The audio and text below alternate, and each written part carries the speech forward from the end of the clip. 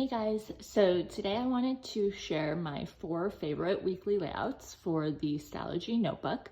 And of course you can use these layouts in other bullet journals or even in your ring planner if you'd like. Additionally, today's video is sponsored by Skillshare, so we will chat about them more in a little bit, but let's get started.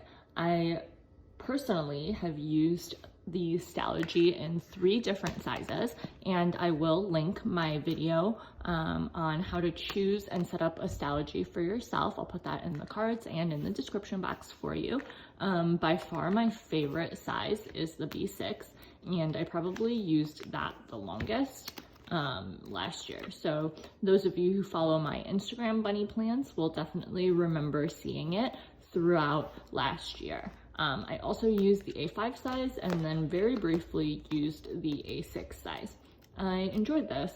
I used it like December 2018 and January of 2019, but of the 3 sizes that I've tried, this is probably the least me.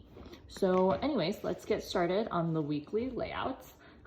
If you've been following me for a long time, then you'll know that my favorite layout is this week on 1 page overview. So in the B6 size here, the spacing is halfway across this way, and then 4 grid boxes high for each day. So based on the layout here, you will either have a little bit of extra space at the top or a little bit of extra space on the bottom. And here I put washi on the bottom to cover up that space. So you can see I did that quite a lot of times to accommodate for that space. And here's some more layouts just so you can see. And what's really great about this layout in general is that this is a good one if you generally have like things that you need to do, but they aren't day specific tasks. So what you can do here is put like your priorities or your events or your like 1 or 2 day specific items on the left, and then make your lists on the right. So I love that. It's something that worked really well for me, and it was in my planner probably a million times. So I'll show you what that looks like in A5 as well. I'm like using all of these things as bookmarks. So here's 1/2 of a layout in A5 that I did this way. And for this one, it is 6 squares for the day. So pretty awesome, still halfway across. And I think it's a really good layout for any size planner, definitely. So the next layout that I enjoyed was a week on 4 pages. So this is something different that I discovered for myself maybe last summer. And I think it gives you a lot of space in whatever size planner you're on to be able to, you know, list and do things like that. So I didn't do that layout in B6 for whatever reason, but I think it is definitely a good layout here in the A5 size. So I'll show you a few more. I know they're in here somewhere.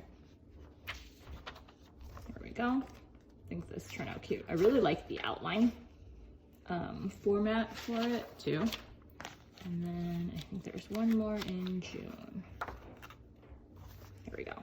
So this turned out cute. And I think what's great about this is that like you have room for stickers, for like 1.5 million lists and whatever else you would like to add, like Post-its. So that was cool. At this point, I'll take a moment to pause and talk about Skillshare, today's video sponsor. Skillshare is an online learning community that offers thousands of classes on topics ranging from illustration to photography to productivity.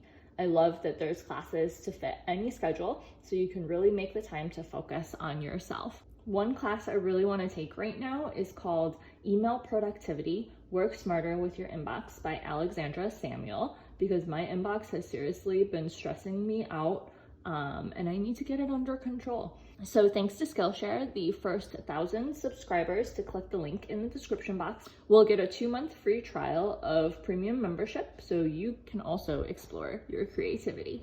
All right, let's get back to the weekly layout.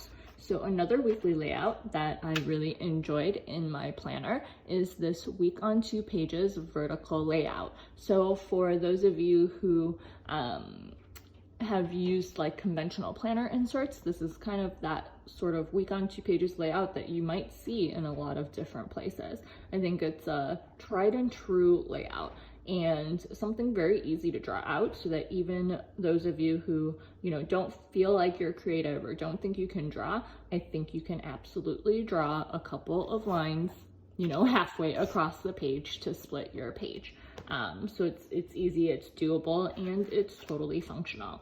So what I loved about this is that it gives you a little bit of a space to either make like a weekly to-do list or do a habit tracker or add, meals or whatever the case might be. And then in A5, you also have room for like little sticky notes, stickers, things like that, as well as your to-do lists and your schedule. So I think that's a great layout. Let me show you what it looks like in V6. I think these turned out pretty cute.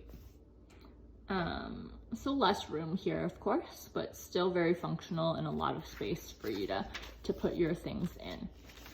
Where's my cute purple one? So this one I switched to A5 during this week, so it was a little empty. Sad times. So yeah, that's a great functional layout to use in your Stalogy as well. And again, super easy to draw out. Anyone can do it. And then last but not least, the other layout that I enjoyed using in my Stalogy is this week on 1 page with larger boxes to list and do things with. So kind of similar in concept to the week on 2 pages. You kind of have that like kind of vertical box feel, but you don't have as much other space, I think, and you can see it all on 1 page. So I love how this turned out, to be honest. Let me take my card out and I can show you a couple versions of this. So here is when I switched from this B6 to the A5. So this is just kind of like a test. And then here's 1 week.